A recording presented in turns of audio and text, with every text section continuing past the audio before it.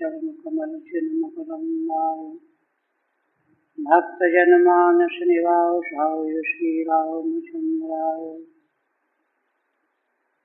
वागीशाय यस्य वदने लक्ष्मीर्यस्य च वक्षसि यस्यास्ते हृदये संनिधं सिंहमहं भजे। विश्वसर्गविसर्गादि नवलक्षणलक्षितम् श्रीकृष्णाख्यं परं धाम जगद्धाम नमामि तत्।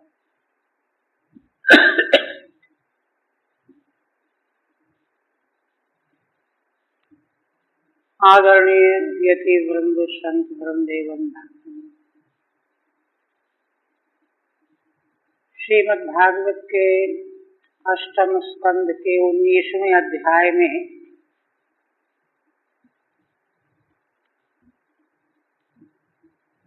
वामन भगवान का बलि के द्वारा विधिवत आतिथ्य सत्कार किया गया और बड़ी प्रार्थना करते हुए कुछ लेने की प्रार्थना की। बलि की उस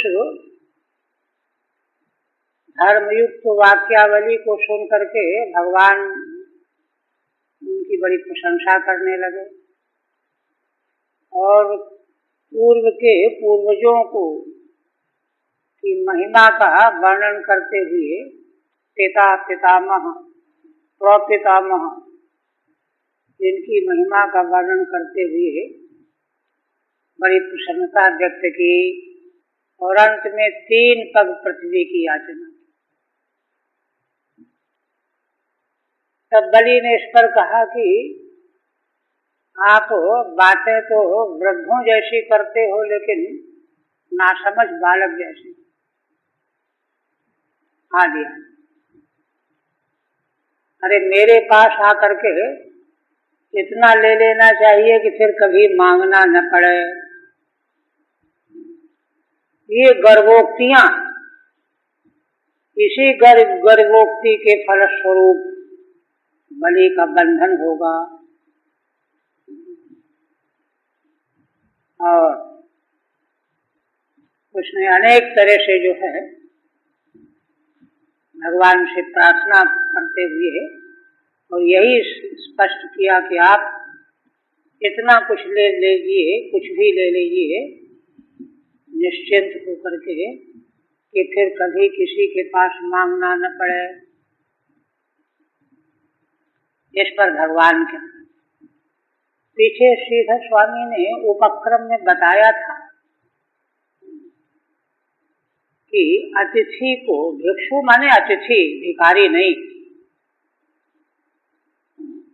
महान पुरुषों के पास पहुंच करके जा करके उनकी प्रशंसा करनी चाहिए, स्तुति करनी चाहिए। मतलब यह है कि स्तुति ऐसा नहीं है कि जो गुण न हो उनका वर्णन करे, तो चापलूसी हो जाएगी, स्तुति थोड़े होगी।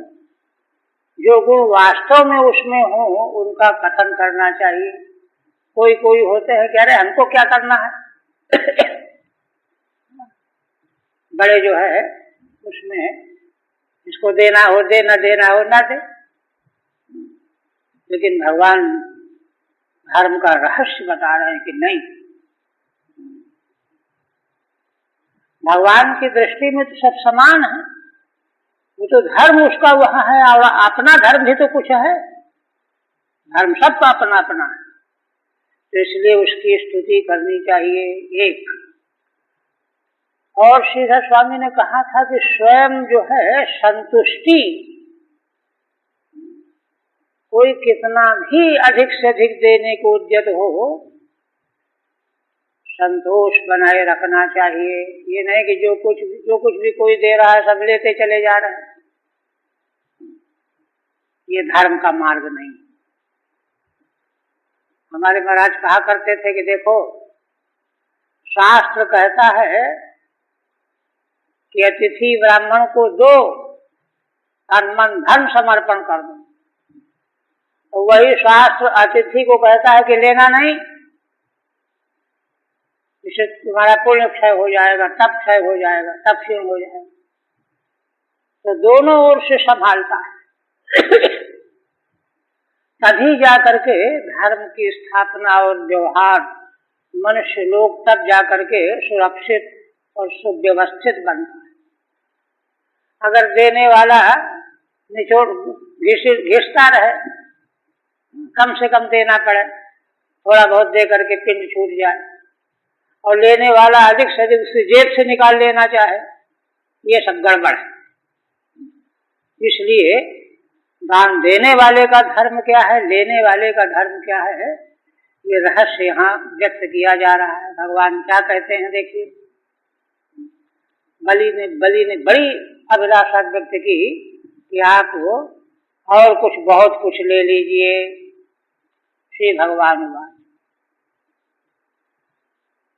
कहने लगे, यावंतो विषया प्रेष्ठा त्रिलोक्याम अजितेन्द्रियम ना शक्नुवन्ति ते सर्वे प्रतिपूरयितुं नृपो। हे राजन, आपका कहना ठीक है, लेकिन देखो एक बात, इस संसार में जितने भी प्रेष्ठ विषय हैं, शब्द स्पर्श रूप रस और गंध, विषया यावंतो विषया, वे सब के सब इस त्रिलोकी में अजितेंद्रीय पुरुष को कभी तृप्त नहीं कर सकते। ना शक्नुवन्ति ते सर्वे प्रतिपूरयितुं नृपो। त्रिलोकी में कोई भी मनुष्य ऐसा नहीं मिलेगा कि सारे विषय अगर उसको प्राप्त हो रहे हों तो उसको तृप्ति हो जाए। ते सर्वेपि ते सर्वेपि विषयाः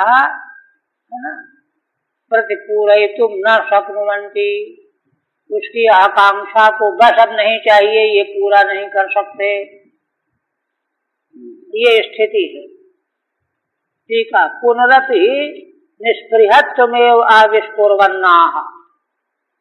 श्रीधर स्वामी कहते हैं कि भगवान अपना निष्पृहत्व प्रकट करते हुए कहते हैं, यावंता इति 27 श्लोकों से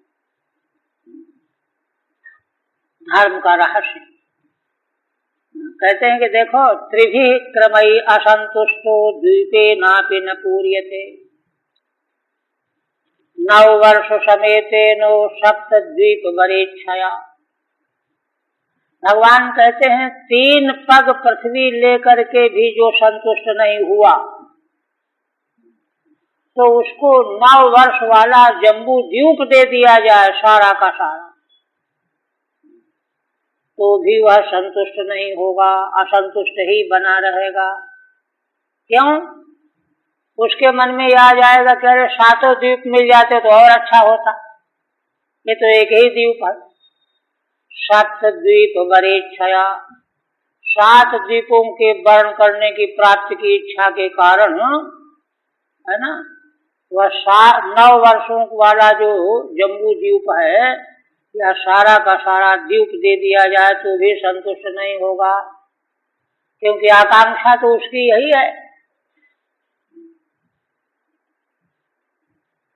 9 वर्ष समेतेन द्वीपेनापि सप्तानाम द्वीप वराणामिच्छया। 9 वर्षों से युक्त जो जम्बू द्वीप है यह किसी के द्वारा दे दिया जाए तो भी वह संतुष्ट क्यों नहीं होगा? वह तो यह चाहेगा कि 7 द्वीप मिल जाते तो अच्छा हो। ये है तृष्णा का स्वरूप। और कहते हैं कि इतने नहीं, सप्तद्वीपाधिपतयो नृपा वैन्य गयादयः अर्थै कामैर्गता नान्तं तृष्णाया इति न श्रुतम्। राजन देखो, हमने सुना है कि जो वेन के पुत्र वैन्य, गय आदि, और ये सब थे बड़े धर्मात्मा, भगवान पृथु हैं और गय आदि, सप्तद्वीपाधिपतया 7 द्वीपों के अधिपति थे। सप्तद्वीपा बसुमती के शासक थे भगवान पृथु दया, और अर्थई कामैर गतानांतम, किंतु है ना, अर्थ और कामनाओं से तृष्णा का अंत नहीं हुआ उनके भीतर से। इतना श्रुतम, ऐसा हमने सुना है पूर्वजों से। तृष्णाया अंतम न गता इत्यस्माभिश्रुतम। तो ये स्वभाव, इसलिए उचित क्या है, यद्रच्छयोपपन्नेनो संतुष्टो वर्तते सुखम, ना संतुष्टत्रिभिर्लोकैः अजितात्मोपसादितैः। भगवान कहते हैं कि यद्रच्छया उपपन्नेनो, अकस्मात जो कुछ प्राप्त हो जाए उसमें ही संतुष्ट रहने वाला मनुष्य ही सुखी रहता है, सुखम वर्तते। और यदि संतुष्ट नहीं है, ना संतुष्ट त्रिभिर्लोकैः, तो तीनों लोक दे दिए जाए, उसको प्राप्त हो जाए, किंतु अगर वो संतुष्ट नहीं है, अजितात्मोपसादितैः, अजितात्मा माने चंचल इंद्रिय वाला व्यक्ति, असंतुष्ट लोलुप, तीनों लोग उसको प्राप्त हो जाएं तो भी उसको सुख नहीं मिलेगा। ये मन का स्वभाव है।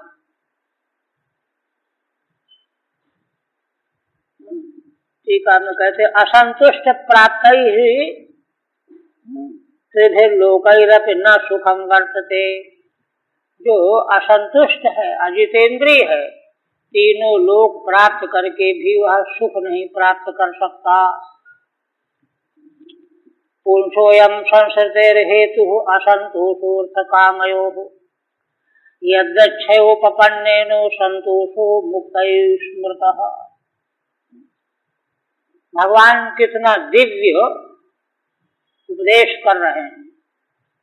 पुंसोऽयं संसृतेर्हेतुः, इस मनुष्य को बार बार जो संसार में जन्म लेना पड़ता है, मृत्यु देखना पड़ता है, उसका हेतु क्या है? अर्थ कामयो असंतोष, अर्थ और काम में संतुष्ट न होना। अरे इतना ही है और होता, यह जो असंतोष है अर्थ और काम के संबंध में, इसी के कारण वह मनुष्य बार बार संसार में जन्म लेता मरता रहता है। यद्रच्छयोपपन्नेनो संतोषो मुक्तैः स्मृतः। मुक्ति के लिए क्या है मार्ग? यद्रच्छयोपपन्नेनो, यद्रच्छया माने प्रारब्ध के अनुरूप जो कुछ मिल गया, रूखा सूखा खाने पीने को, पहनने ओढ़ने को, रहने सहने को, भोजन वस्त्र और निवास, यही तो चाहिए। ये यद्रच्छया जो प्राप्त हो जाए, उसी में जो संतुष्ट बना रहता है, तो यही जो है उसके लिए मुक्ति का मार्ग है। मुक्तैः स्मृतः। यद्रच्छालाभ तुष्टस्य तेजो विप्रस्य वर्धते, तत्प्रसाम्यत्य संतोषात् अंभस्येवासु सूक्षणिः। भगवान दृष्टांत देकर कहते हैं कि असंतोष और भी बहुत बड़ी हानि है। असंतोष अगर जीवन में बना रहा, साधक के जीवन में विशेष करके, तो उसका सारा साधन पूर्व का संचित जो है नष्ट हो किए हुए बिना नहीं रहेगा, पूर्व का साधन भी नष्ट हो जाएगा। कैसे? यद्रच्छालाभ तुष्टस्य तेजो, लाभ तुष्टस्य तेजो विप्रस्य वर्धते। जो कुछ प्रारब्ध के अनुसार प्राप्त हो गए, उसी में जो संतुष्ट रहता है ब्राह्मण, तो उसका तेज, साधन का बल उसका बढ़ता चला जाता है। तब जो रहस्यमय तत्व हैं उसको प्रत्यक्ष होते चले जाते हैं। धर्म का सार सर्वस्व असल में यही है। जीवन कितना समरस बन गया है, कहीं किसी प्रकार का संतोष है ही नहीं। तब ब्राह्मण का तेज वृद्धि को प्राप्त होता है। और वही उल्टा तत्प्रसाम्य संतोषात्, अगर संतुष्ट ही नहीं है, रहने की जगह ठीक नहीं है, भोजन ठीक नहीं है, ये ठीक नहीं है, वो ठीक नहीं है, कोई आने वाला भी वैसा सब करता नहीं, देखता नहीं, ये सब असंतोष के लक्षण हैं। तो संतोष से क्या होगा? तत्प्रसाम्यत, वह तेज जो है उसका क्षीण हो जाता है। जैसे दृष्टांत दे रहे हैं भगवान, अंभस्येवा सुसूक्षणी, अग्नि जैसे पानी पड़ने से ठंडी हो जाती, शांत हो जाती, उसी तरह से असंतोष, यदृच्छालाभ से असंतोष जल के समान तेज रूपी अग्नि को शांत कर देता है। आसुक्षणि अग्नि ही, ये है धर्म का तत्व, रहस्य। इसलिए अब यह सब कह करके उसी प्रकार का आचरण अपना व्यक्त कर रहे हैं। ये नहीं कि केवल कहने के लिए है और स्वयं आचरण नहीं है। इसलिए भगवान स्वयं आचरण वैसा ही प्रतिपादन कर रहे हैं। तस्मात् त्रीणि पदान्येवो वृणे त्वद्वरदर्शधात् एतावतैव सिद्धोऽहं वित्तं यावत् प्रयोजनम्। इसलिए हे राजन, हम तो केवल 3 पग पृथ्वी ही आपसे लेना चाहते हैं, वर्ण करना है। यद्यपि आप वर देने वालों में श्रेष्ठ हो, जो चाहो सो आप दे सकते हो, ये मैं जानता हूँ, लेकिन नहीं, मैं तो केवल 3 पद ही चाहता हूँ। क्यों? एतावतैव सिद्धोऽहं, क्योंकि इसी से हमारे सारे काम संपन्न हो जाएंगे। एक फूस की झोपड़ी ही तो चाहिए सोने बैठने के लिए। एतावतैव सिद्धोऽहं वित्तं यावत् प्रयोजनम्, वित्त जो है उतना ही संग्रह करना चाहिए, स्वीकार करना चाहिए जितना प्रयोजन हो। ठीक है। सिद्धो अहम कृतार्थ, मैं कृतार्थ हो जाऊंगा केवल 3 पग पृथ्वी प्राप्त करके। एतावतैव सर्वस्वापहार सिद्धेरिति गूढ़ोभिप्रायः। श्रीधर स्वामी कहते हैं कि भगवान का गूढ़ अभिप्राय है कि तुम्हारा सारा राज्य छीन लेना है ना, तो 3 पग से ही बन जाएगा, अभिप्राय है। तदेवा वित्तम ही यावत् प्रयोजनम एव सुखम, धन जितना प्रयोजन हो उतना ही सुख का साधन होता है। अधिकस्य क्लेशाघात्वादित्यर्थः, अगर प्रयोजन से अधिक वित्त प्राप्त हो जाएगा तो वह क्लेश देने वाला होगा। श्री शुकवाद। इस तरह से जब भगवान ने बलि के समक्ष प्रस्तुत किया बात, तब कहते हैं इत्युक्तः स हसन्नाह वाञ्छातः प्रतिगृह्यताम् वामनाय महीम दातुम जग्राह जलभाजनम। भगवान सुखदेव जी कहते हैं कि राजन, इस तरह से जब भगवान ने कहा तो बलि मुस्कुराने लगे, हंसने लगे और कहा कि अच्छा ठीक है भाई, वांछातः प्रतिगृह्यताम्, जितनी तुम्हारी वांछा है, इच्छा है, उतना ही ले लीजिए। अब बस इतना कह करके वामनाय महीम दातुम जग्राह जलभाजनम, वामन भगवान को 3 पग पृथ्वी दान करने के लिए जलपात ले लिया। संकल्प करना है ना। आप कहते हैं विश्ववेक्ष्मां पदास्यन्तम उठना असुरेश्वरम जानश्चिकीर्षितम विष्णु शिष्यम प्राह विदाम्बरः। कहते हैं कि ज्ञानियों में श्रेष्ठ उष्णा माने शुक्राचार्य, जब उन्होंने देखा कि बलि वामन भगवान को 3 पग पृथ्वी देना चाहते हैं, देने जा रहे हैं, तो उन्होंने असुरेश्वरम, असुरों के ईश्वर कौन? बलि, उनका अभिप्राय जान करके ये तो ये करेंगे ये। और भगवान क्या चाहते हैं ये भी जानते हैं। विष्णु चिकीर्षितम विज्ञाय विदाम्बरः शुक्रः शिष्यं प्रत्याह। ज्ञानियों में श्रेष्ठ शुक्राचार्य जी अपने शिष्य बलि से कहने लगे, क्या कहते हैं शुक्रवान, एष वैरोचने साक्षात् भगवान विष्णुरव्ययः कश्यपादतिर्जातो देवानां कार्य साधकः। देखिए गुरु हैं शुक्राचार्य, तो इसलिए गुरु तो एक वाक्य में कह दे कि ये करो ये न करो तो हो गया, किंतु शुक्राचार्य विधिवत उनको समझाना चाहते कि देखो राजन, जिनको तुम 3 पग पृथ्वी दान करने की सोच रहे हो ये कौन है? हे वैरोचने, विरोचन के पुत्र बलि के लिए संबोधन। एष वैरोचने साक्षात भगवान विष्णुरव्ययः, ये साक्षात अव्यय भगवान विष्णु हैं, तुम इनको ब्राह्मण कुमार समझ रहे हो। कश्यपादतिर्जातो देवानां कार्य साधकः, तुम तो ये समझे बैठे हो कि कश्यप और अदिति के पुत्र हैं ये, किंतु ये तो ठीक है कि कश्यप जी से अदिति माता में प्रकट हुए हैं, किंतु हैं ये भगवान। तो भगवान होकर के क्यों प्रकट हुए? देवानां कार्य साधकः,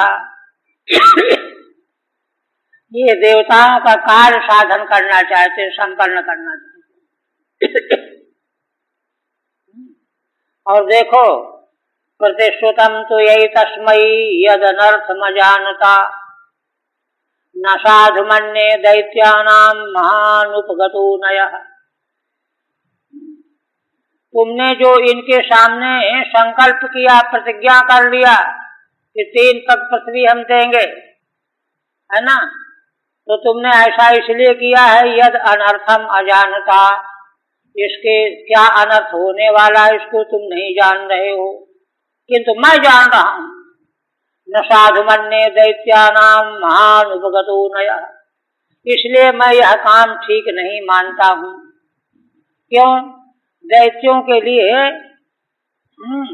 महानुपगतो नयः, है ना, अयम महान अनय उपगतः, यह तो दैत्यों के लिए, बेचारों के लिए बहुत बड़ी समस्या आ गई है। जहां तुमने 3 पग पृथ्वी का दान किया वहां सब चला गया, इसलिए दैत्य लोग जो हैं दरिद्रता के शिकार हो जाएंगे। अनयो माने अन्याय, अन्याय होगा, और जानने वाले को अन्याय से बचाना चाहिए। अब क्या कठिनाई हो जाएगी उसको बता रहे। एषते स्थानमैश्वर्यं श्रियं तेजो यशः कृतं दास्यत्याच्छिद्य शक्रायो माया माणवको हरिः। देखो राजन, ये भगवान श्री हरि हैं, माया से बालक बने हुए हैं, माणवक बने हुए हैं। और देखो ये तुम्हारा स्थान, शासन, ऐश्वर्य, श्री, तेज, यश और सुख, जो जो कुछ भी तुम्हारे पास है माने प्रशस्ति, प्रख्याति, यह सब तुमसे छीन लेंगे। और आच्छिद्य शक्राय दास्यति, तुमसे छीन करके अपने पास नहीं रखेंगे, इंद्र को दे देंगे। ये समझ लो बात। अन्याय में वाह ऐसी, ठीक है, ज्यादा नहीं है। क्या अन्याय होने जा रहा है? तो ये भगवान श्री हरि यह करेंगे, तो दैत्यों के लिए अन्याय है ही। त्रिविक्रमैरिमान लोकान विष्णुकायः क्रमिष्यति। तो प्रश्न खड़ा हुआ कि सारा स्थान ऐश्वर्य कैसे ले लेंगे, ये 3 पग ही तो ले रहे हैं। कहते हैं त्रिविक्रमैरिमान लोकान विश्वकाया क्रमिष्यति। इनको तुम जानते नहीं हो, सारा विश्व ही इनका काया है, शरीर है। अपने उसी शरीर को, विग्रह को प्रकट करके 3 पद से सारे लोगों को नाप लेंगे। सर्वस्वं विष्णवे दत्वा मूढ़ वर्तिष्यसे कथम। हे मूढ़ बलि, तू बता, विष्णु को सब कुछ दे देगा तब तू फिर अपने आप कैसे जीवन यापन करेगा। ठीक है। ननु मया पदत्रयमेव प्रतिश्रुतम नाधिकम। अगर बलि ये कहें कि मैंने तो 3 ही पग देने की बात सोची है, अधिक तो नहीं, मांगा भी 3 ही पद है। तत्रात्रिभिरीति, कहा कि हाँ, इन्हीं 3 पदों में ही ये तेरा सारा राज्य नाप लेंगे, है ना। क्रमतामित चेत तत्रा। तो कहते हैं कि भाई हम तो कह चुके हैं, अब नाप लेंगे तो नाप लेने दो। इस पर कहते हैं सर्वस्वमिति, सर्वस्व तेरा जब ले लेंगे तू कहाँ रहेगा, क्या खाएगा, ये अनर्थ होगा। फिर उसका विवेचन कर रहे हैं। क्रमतो गाम पदैकेन द्वितीयेन दिवम विभोः। ये भगवान एक पग के द्वारा तो सारी पृथ्वी को नाप लेंगे और द्वितीयेन दिवम, दूसरे पग के द्वारा, चरण के द्वारा दिवलोक को नाप लेंगे। विभोः एकेन पदेन क्रमतः गाम द्वितीयेन दिवम, और आकाश खमचकायेन महता, विशाल विश्व शरीर प्रकट करके सारा आकाश जो है उनके शरीर से भर जाएगा। तारतीयस्य कुतो गतिः। अब तीसरा चरण तो फिर भी रह जाएगा, तीसरा पग तू कहाँ से देगा, क्या देगा, उसको कहाँ से तू दे सकता है। ठीक है। तथापि प्रतिश्रुतम संपादनीय में वेद चेत तत्रा। फिर भी बलि अगर ये कहें कि भाई हमने प्रतिज्ञा कर लिया है तो प्रतिज्ञा तो करना ही करना है। इस पर कहते हैं क्रमतः हित द्वाभ्याम, तेरी प्रतिज्ञा भी पूरी नहीं हो पाएगी। शुक्राचार्य कह रहे हैं 2 पग में ही सारी पृथ्वी और स्वर्ग नप जाएगा। एकेन पदा पादन्यासेन भूमिम प्रमाणसेत्यर्थः। एक ही चरण के नाप से सारी भूमि नप जाएगी और दूसरे से स्वर्गलोक। तारतीयस्य तृतीय पादन्यासस्य कुतो गतिः। तीसरे चरण के लिए अब तू क्या देगा उनको, कुतो गतिः। अच्छा, तो इसका परिणाम क्या होगा।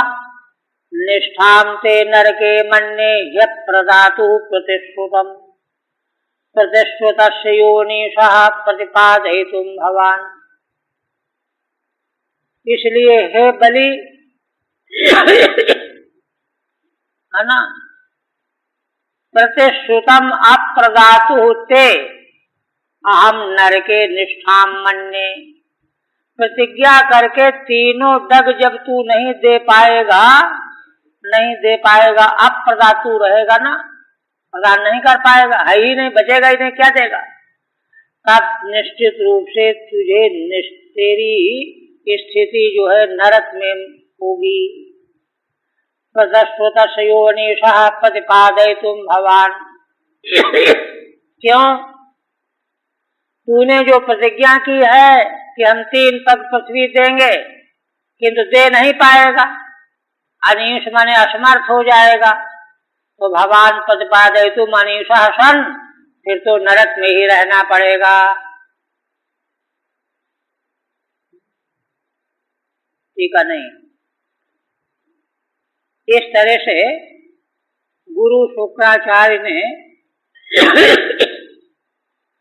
बलि को भावी घटना का पूरा आभास करा दिया और आभास करके भी देखा कि यह अपने निर्णय से च्युत नहीं हो रहा है, डटा हुआ है कि मैं तो दे के मानूंगा।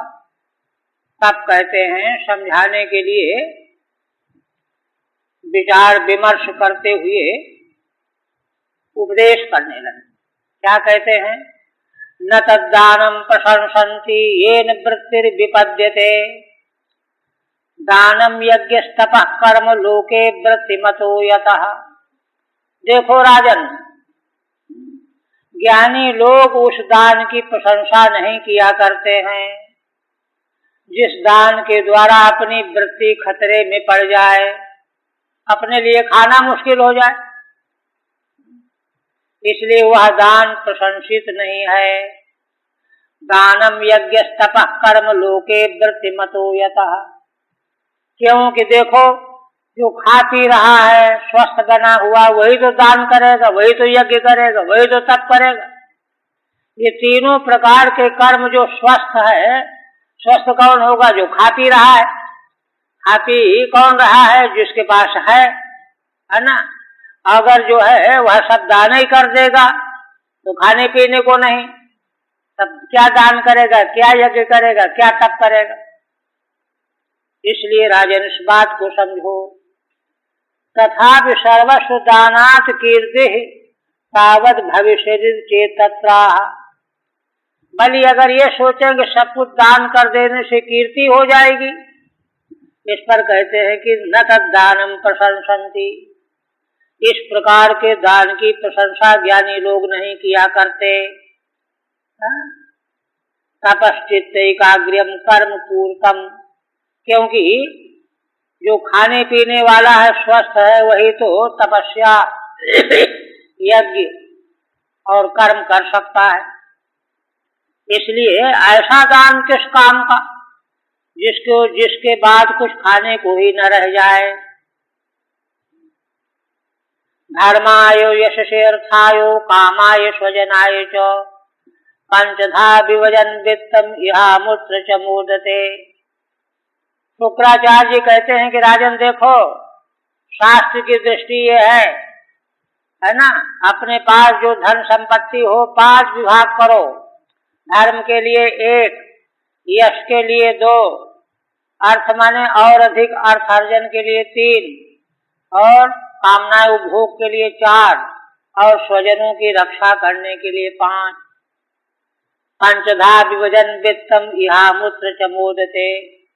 5 तरह से जो धन का विभाजन करके जीवन यापन करता है, वह इस लोक में और परलोक में भी सुखी होता है, आनंदित होता है। अत्रापि भद्रचैर्गीतम शृणु मे सुरसत्तम सत्यमोमिति यत् प्रोक्तम यन्नेत्याहामृतम हि तत्। अब बलि को गहराई से समझाने के लिए शुक्राचार्य जी वैदिक वचन का उदाहरण दे रहे हैं। बृहस्पति शाखा के अध्येता ऋग्वेदी ब्राह्मण,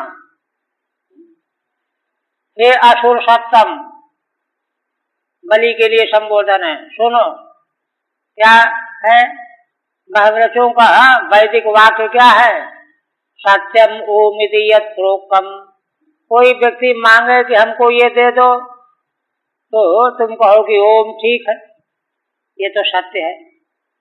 और किसी ने कह दिया कि नहीं, तो ये अनर्थ है। यन्नेत्याहामृतम हि तत्, वो तो अनर्थ हो गया, झूठा हो गया। माने सत्य और अनर्थ क्या है, इसकी व्याख्या बृहस्पति शाखा के वैदिकों ने पहले यह बताई। कोई व्यक्ति कुछ भी मांगता है, स्वीकार कर लो, ये सत्य है। मना करोगे तो अनर्थ हो जाएगा। ठीक है।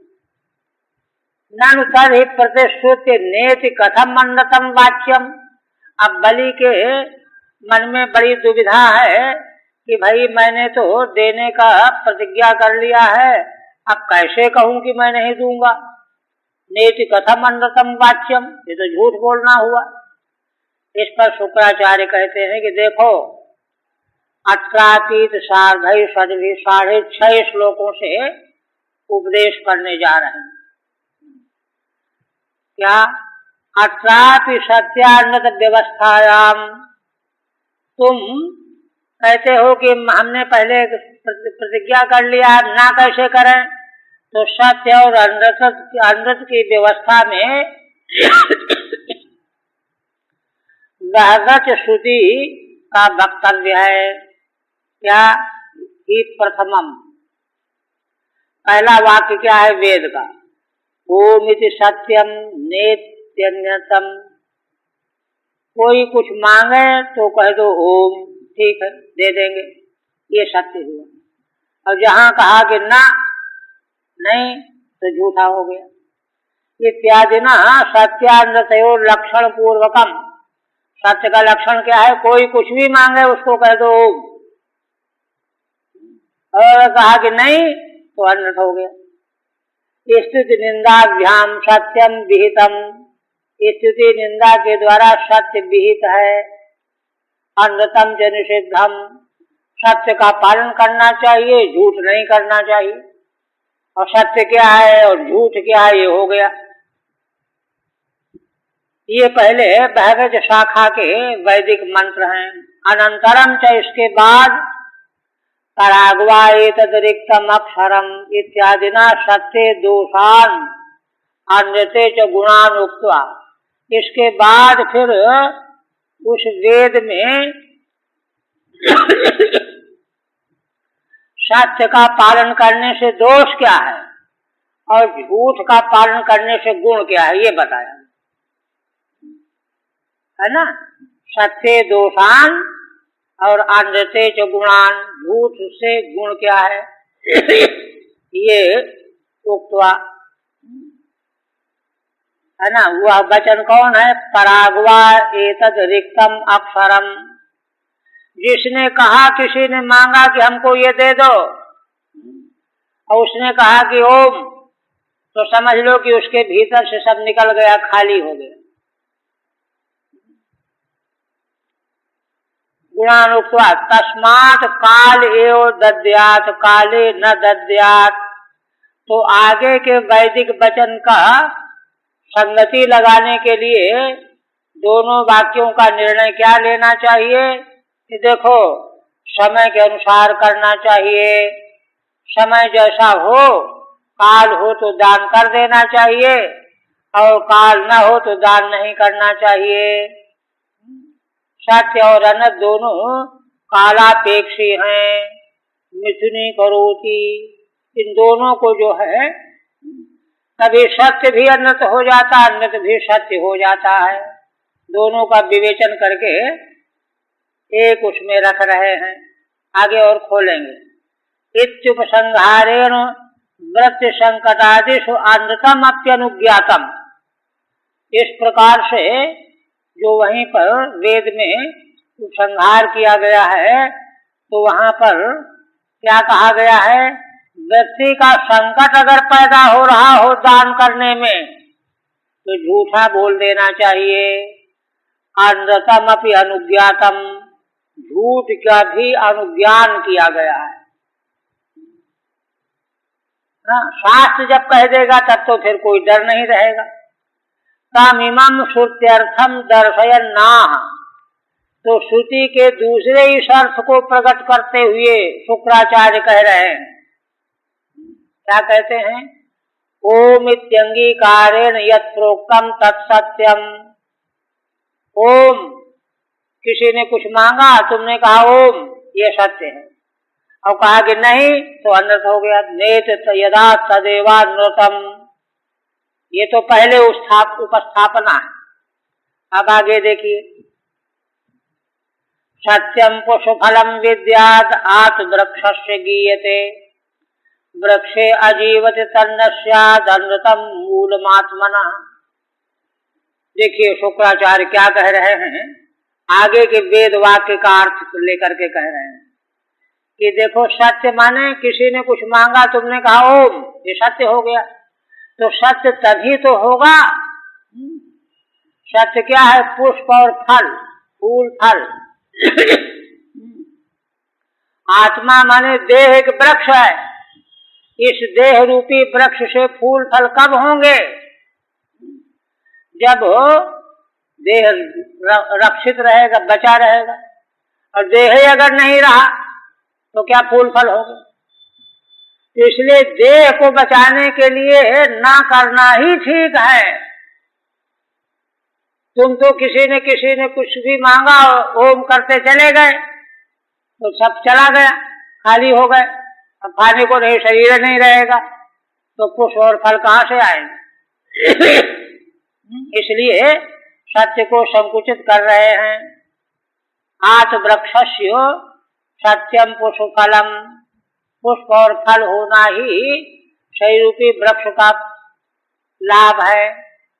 ऐसा कहा गया है गीयते वृक्षे अजीवत तन्न स्यात्। अगर वृक्ष जीवित ही न रहे, सूख गया, काट के फेंक दिया गया, तो फल फूल कहाँ से होंगे? इसलिए अन्नतम मूलमात्मना, इसलिए वृक्ष को बचाए रखने के लिए आत्मना माने शरीरस्य, शरीर का मूल झूठ है। तुम बिल्कुल ना कर दो, है ना। ओम तभी करो जबकि तुम्हारे पास खाने से ज्यादा हो, है ना। खाने से ज्यादा है नहीं, ओम करके दे दिया, भूखे मर गए, फूल फल क्या कहाँ से होंगे? ये है आशय। ठीक है। तत्तु सत्यम ईषद अन्नतम बिना न सिद्ध्यति इत्याशय नाह। कहते हैं देखो सत्य की सिद्धि कब होगी? थोड़ा सा झूठ रखे बिना नहीं सिद्धि होगी। कैसे? सत्यम पुष्प फलम विद्यात् जानियात्, सत्य ही पुष्प और फल है। फूल फल रहेगा, संसार आगे बढ़ता रहेगा। आत वृक्षस्य देह रूपस्य वृक्षस्य, देह रूपी वृक्ष का फूल फल जो है सत्य है ना। देह हुआ इसलिए है कि फूल फल हो उससे। कुतः गीयते श्रुत्या उच्यते इत्यर्थः। कहते ये बात हम नहीं कह रहे हैं, श्रुति कहती है, वेद की श्रुति कहती है ना। पाठांतरम तो सुगमम, कहीं कहीं पर दूसरा पाठ भी है, आत वृक्षस्य है, तो वो ज्यादा सुगम है, पाठांतर है प्राचीन प्रति। यद्यपि श्रुत्या वाचः सत्यम पुष्प फलम च इत्युक्तम। कहते श्रुति के वचन के अनुसार देह रूपी सत्य का फल है पुष्प और फल, तथापि वाचो देह निर्वाहाधीनत्वात् आत वृक्षस्येति प्रस्तुतानुसारेणोक्तम। किंतु वाणी जो है देह के निर्वाह पूर्वक जो है प्रयोग की जाएगी। वाणी बोलेगा कौन? अगर जो है सब दे डाला, खाने पीने को नहीं रहा तो मर ही गया, अब क्या बोलेगा? इसलिए वाणी से ओम या ना कहने के लिए शक्ति चाहिए ना। इसलिए प्रस्तुतानुसारेणोक्तम भवत पुष्प फल स्थानीयम सत्यम। ठीक है, शरीर के रहते हुए पुष्प फल स्थानीय सत्य रहे, तथा किम अतः, तो उससे क्या हुआ? कहते वृक्षे देहे आजीवति, अगर वृक्ष रूपी देह जीवित नहीं रहेगा, तत्पुष्प फलम न स्यात्, तो उसके फूल और फल कहाँ से होंगे? वो तो मर ही गया। सा न स्यात्, इसलिए फिर वो वाणी का प्रयोग भी नहीं होगा, फिर ओम कौन बोलेगा? इति पाठे श्रुत्युक्ताया वाचः परामर्शः। शास्त्र स्त्रीलिंग दे करके श्रुति में जो वाणी का प्रयोग किया गया वही सा के द्वारा कहा जाएगा। देहश्चान्यतेन रक्षणीय इत्याह। आशय क्या है ना। भले थोड़ा सा झूठ हो जाए किंतु देह की रक्षा करनी चाहिए। ना करके भी, ना करना अनुचित तो है, किंतु देह रक्षा करने के लिए इतना असत्य स्वीकार कर लेना चाहिए। अनृतम त्वात्मनो देहस्य मूलम, इसलिए थोड़ा सा झूठ ही देह का मूल है, रक्षक है। तद्यथा वृक्ष उन्मूलः शुष्यत्युद्वर्तते चिरात्, एवं नष्टान्गतः सद्यः आत्मा शुष्ये न संशयः। कहते हैं कि देखो, इसी को दृष्टांत के द्वारा स्पष्ट करते हैं। जैसे वृक्ष जो है, अगर उसकी जड़ काट दी जाए तो थोड़ी देर में सूख जाएगा, है ना। शुष्यति उद्वर्तते चिरात्, और सूख करके गिर पड़ेगा। अचिरात् शीघ्र ही। एवं नष्टान्गतः सद्यः, इसी तरह से दृष्टांत के अनुसार जिसने अनर्थ को नहीं सुरक्षित रखा, निषेध नहीं किया, देता ही गया, तो अनर्थ के नष्ट कर देने से वह शरीर रूपी वृक्ष ही सूख करके उच्छिन्न हो जाएगा। सद्य आत्मा शुष्ये न संशय, इसमें कोई संशय नहीं, शरीर जो है नष्ट हो जाएगा। यही बात समझाना चाहते हैं। कहते हैं कि राजन एतदेव दृष्टान्तेन स्पष्टयति, बलि को यही बात शुक्राचार्य दृष्टांत के द्वारा समझाना चाहते हैं। तद्यथा वृक्षः उत्पाटित मूलः, कहते हैं देखो, जैसे कोई वृक्ष हो जिसका मूल उखाड़ दिया गया है, उत्पाटन माने उखाड़ देना, शुष्यति सूख जाता है, अचिरादेव उद्वर्तते पतति, और थोड़े समय में गिर पड़ता है सूख करके, पतति। एवं नष्टम अनृतम यस्य, इसी तरह से जिसने अनृत को नष्ट कर दिया, ना किया ही नहीं किसी को, जो कुछ मांगता गया देता ही गया, ओम ओम करता गया, है ना। तो नष्टम अनृतम यश आत्मा देहा शुष्येत, तो उसका देह भी खाना पीना है ही नहीं, सूख जाएगा। यद्यपि च श्रुतिया, कहते यद्यपि श्रुति क्या कहती है, एष एवानृतम वदन्नात्मानं आविर्मूलम करोति, इस प्रकार से जो झूठ बोलने वाला है वह अपने शरीर को मजबूत नहीं कर सकता। इत्येवं निंदया अनृतम निषिद्धम, यह निंदा की है वे मंत्र ने, श्रुति ने, है ना।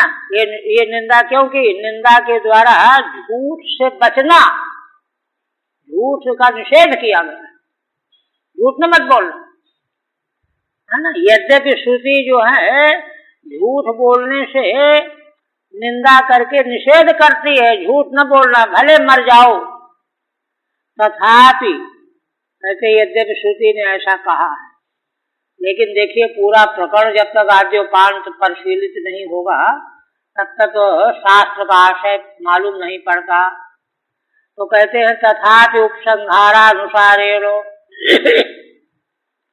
जब इस प्रकरण का उपसंहार किया गया है आगे चल करके, तो तत्केवलानृत विषयम इत्यभिप्रेत्यैवं व्याख्यातम, तो वहाँ यही व्याख्यान किया गया है। श्रुति जो है क्यों निषेध करती है झूठ बोलने का, है ना। इसलिए निषेध करती है कि कोई आदमी ऐसा है कभी देता ही नहीं,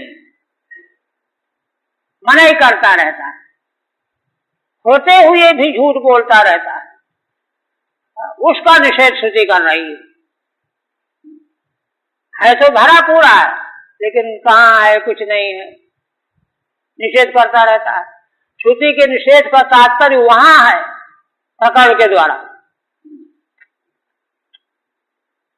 है ना। तत्केवलानृत विषयम, केवल झूठ ही झूठ, उसने ओम कभी किया ही नहीं, सत्य कभी बोला ही नहीं, हमेशा झूठ ही बोला, उसका निषेध कर रही है श्रुति।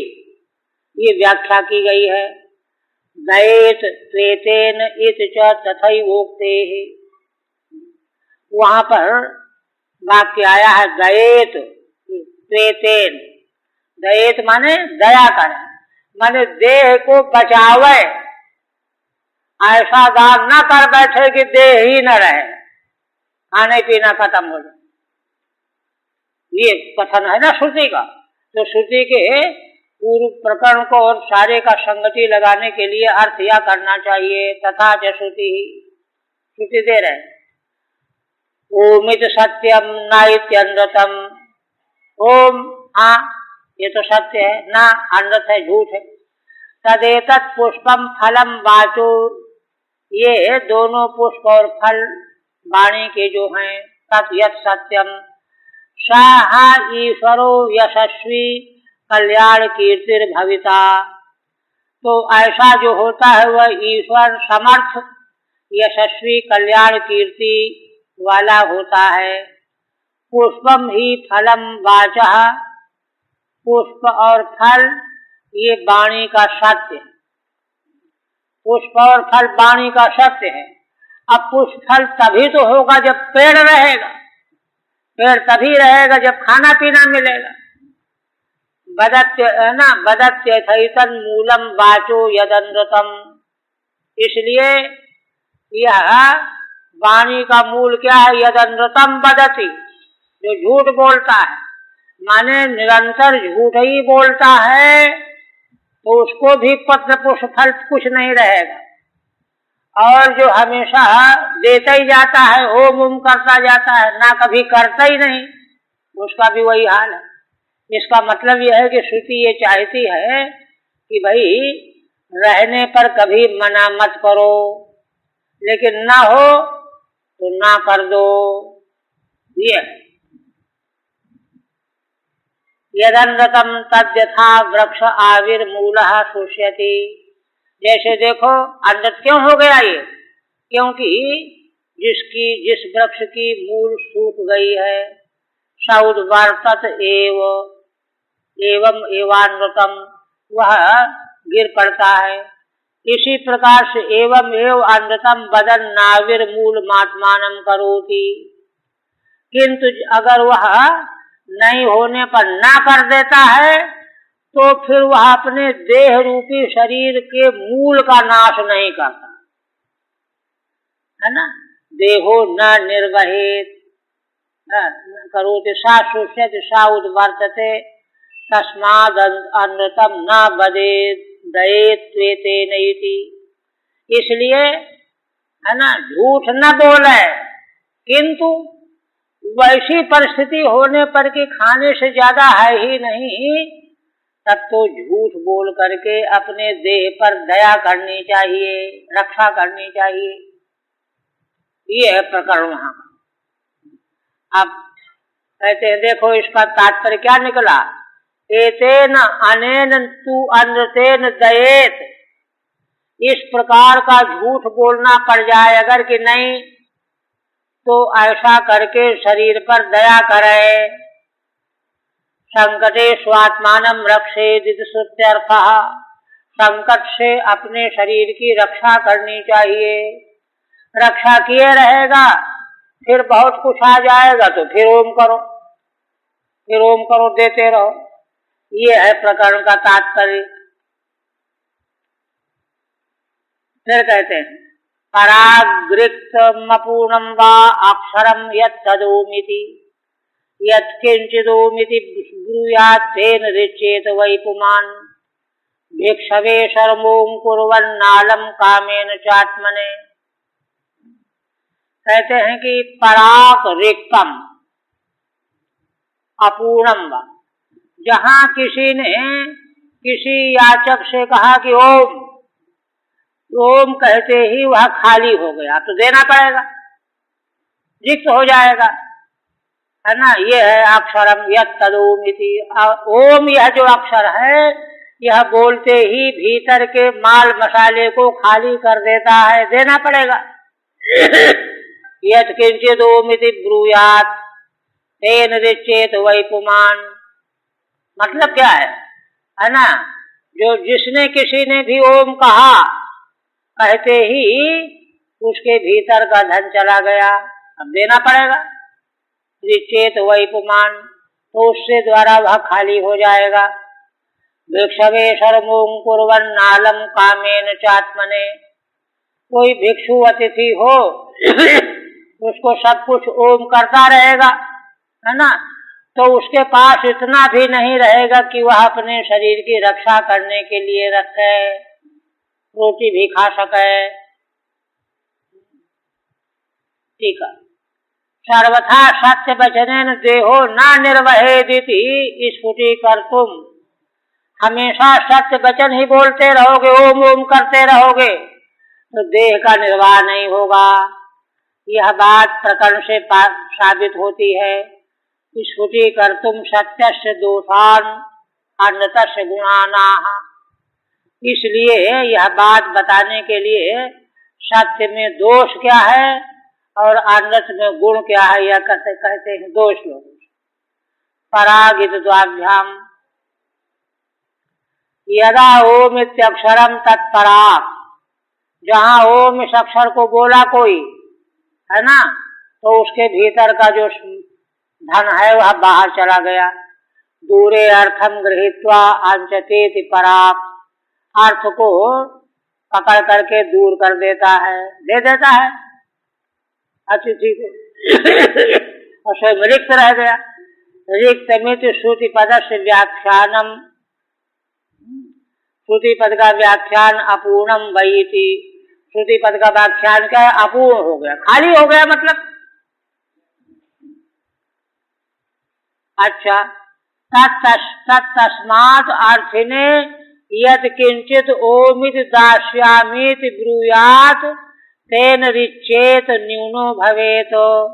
इसलिए किसी याचक को, अर्थी को जो कोई मांगने पर ओम कह देता है, हाँ हाँ दे दूंगा, ऐसा कह देता है, तो इससे वह न्यून हो जाता है, खाली हो जाता है। किंच भिक्षवे सर्वम ओम कुर्वन् दास्यामि इत्यंगी कुर्वन्नात्मने कामेन नालम पर्याप्तो न भवति।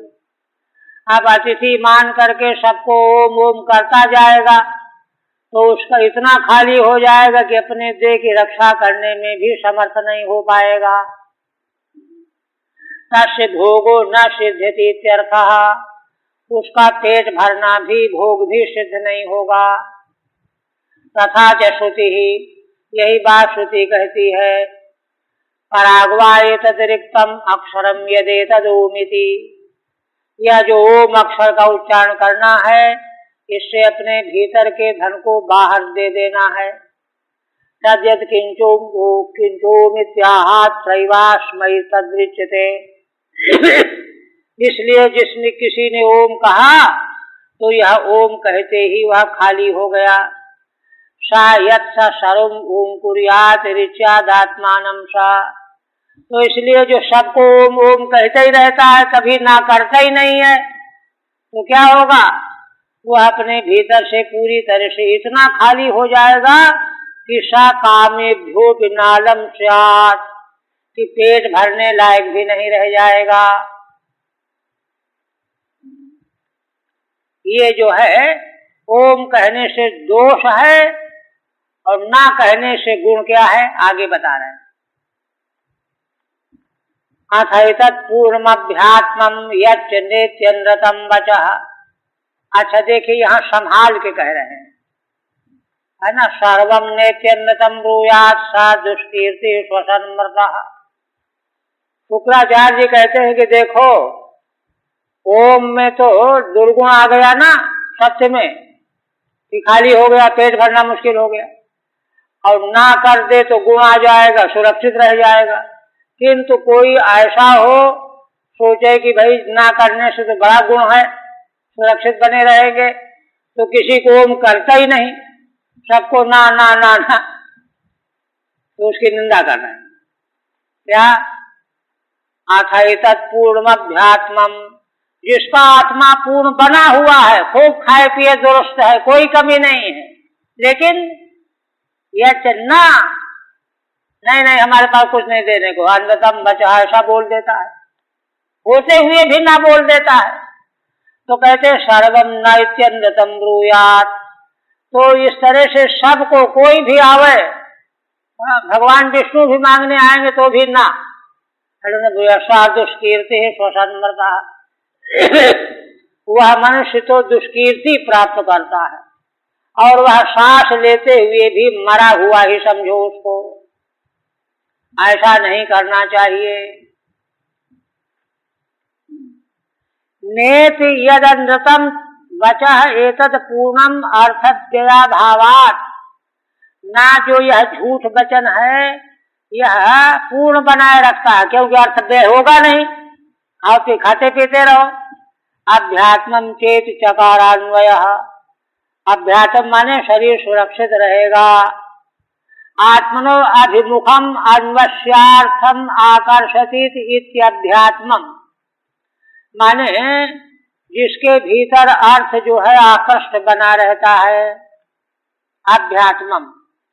यो हि नित्यम मम किंचिदपि नास्ति सीदामित ब्रूते सहि तेन अन्यतेन परेशान अर्थान आकर्षति प्रसिद्धम। जो आकर के कहता है रोज, अरे भाई हमारे पास कुछ नहीं है, खाने पीने को भी नहीं है, बड़ा दुख है, तो सहि तेन अन्यतेन होते हुए भी झूठ बोल रहा है। परेशान अर्थान आकर्षति, तो झूठ बोल करके दूसरे से ले लेता है ना, ये प्रसिद्ध है। इसी तरह से हाँ, माने कमी न होने पर भी कमी बोल करके ले लेता है, ऐसे ही कमी न होने पर भी ना कर देता है, दोनों गड़बड़। जिसके पास कमी नहीं है कमी बता करके मांग लाया, और किसी के पास कमी है नहीं लेकिन कमी बता करके ना कर दिया, दोनों निंदित है। ननु तद ही इदम अनृत में वो सर्वदा सेव्यम स्यात्, तो कहते हैं फिर तो झूठा ही सेवन करना चाहिए, सुरक्षा बनी रहेगी। सब कहते हैं कि नहीं, तथा च श्रुति अथैतत् पूर्णम अध्यात्मम व्यन्नेति सा यत् सर्वम नेति ब्रूयात्, जो शरीर के पूरा होने पर भी जो ना कह देता है, भैया नहीं है हमारे पास, हाँ, सर्वम नेति ब्रूयात्। कोई कैसा भी आदमी आवे मांगने वाला, नहीं है नहीं है ना, पातिकाश कीर्ति जाए, तो ऐसा झूठ बोलने वाले की कीर्ति पापमयी हो जाएगी। सायनम तत्रैव हन्यात्, तो अब कीर्ति उसका नाश कर डालेगी, मर जाएगा वो। कीर्ति यश सजीवति, जिसकी कीर्ति नष्ट नहीं होती वही जीवित रहता है, इसकी तो अब कीर्ति हो जाएगी, झूठ बोल रहा है। इसलिए करना क्या चाहिए? कहते हैं वृत्ति के संकट के समय पर झूठ बोलना पाप नहीं है। इसलिए कहते हैं, कुछ स्थल बता रहे हैं, स्त्रीषु नर्म विवाहे च वृत्यर्थे प्राण संकटे गो ब्राह्मणार्थे हिंसायाम नान्यतम स्यात् जुगुप्सितम। स्त्रीषु, स्त्रियों को प्रसन्न करने के लिए हास परिहास में, विवाह के प्रकरण में इस लड़की के पक्ष से झूठ बोल दे जान पड़े तो, वृत्ति के लिए प्राण संकट हो तो भी झूठ बोल सकते हैं।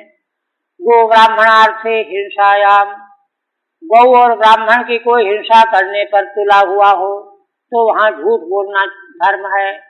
नान्यतम स्यात् जुगुप्सितम, ऐसे इन स्थलों पर, 6 स्थलों पर झूठ बोलना निंदनीय नहीं है, बल्कि एक प्रकार का धर्म ही है। ठीक है। अतो वृत्ति संकटादिषु अनृतम न दोषाय, इसलिए वृत्ति का संकट अगर आ रहा हो तो झूठ बोलना दोषपूर्ण नहीं है, ऐसा कह करके उपसंहार करने जा रहे हैं। स्त्रीषु प्रोत्साहनेन वशीकरणे, प्रोत्साहन करने के लिए, प्रोत्साहित करने के लिए। नर्मणि परिहासे, हास परिहास के प्रकरण में। विवाहे च वरादिस्तुतौ, वर कन्या की स्तुति करने में नहीं, बहुत अच्छा वर है, बहुत अच्छी कन्या है। गवाम ब्राह्मणानां च हितार्थम, गौ ब्राह्मणों के कल्याण के लिए, हिंसायाम च कश्चित् प्राप्तायाम, किसी की कोई हिंसा करने पर तुला हो तो भी झूठ बोल देना चाहिए। इस बात को याज्ञवल्क्य ने अपनी स्मृति में कहा है। तथा च याज्ञवल्क्य वर्णिनाम ही बधो यत्र तत्र साक्षेन्द्रतम वदेत। वर्णी माने ब्राह्मण क्षत्रिय आदि वैश्य आदि, है ना, अथवा जो है श्रेष्ठ पुरुषों के वध का प्रकरण हो तो अन्यत बोल देना चाहिए, झूठ बोल देना चाहिए। तथा च श्रुति ही, श्रुति भी कहती है तस्मात् काले एव दद्यात् काले न दद्यात् तत्सत्याद्रते मिथुनी करोति इति। उसी बृहद शाखा की श्रुति है प्रकरण के अंत में, जिसका पूरे प्रकरण का सार क्या है? सार यह है कि काले एव दद्यात्, समय देखो अपना, तुम्हारे हैसियत कैसी क्या है। अगर कुछ ज्यादा नहीं है तो मत दो, अगर है तो दे दो। काले एव दद्यात् काले न दद्यात् तत्सत्याद्रते मिथुनी करोति। इस तरह से सत्य और अमृत मिथुन माने जुड़ जाते हैं, माने ऐसी जगह पर सत्य ही झूठ हो जाता है, झूठ ही सत्य हो जाता है। देखिए वहां पर वो पाप नहीं लगेगा कि तुमने नहीं था इसलिए ना कर दिया है तो तुम जो है देना नहीं चाहते हो, पाप नहीं लगेगा। हाँ, होते हुए भी ना करोगे तो पाप लग जाए। इस प्रकार से सत्य और अन्यत दोनों मिथुन हो जाते हैं। इति हरि ओम तत्सत् श्रीमद्भागवते अष्टम स्कंधे वामन भावे एकोनविंशोऽध्यायः।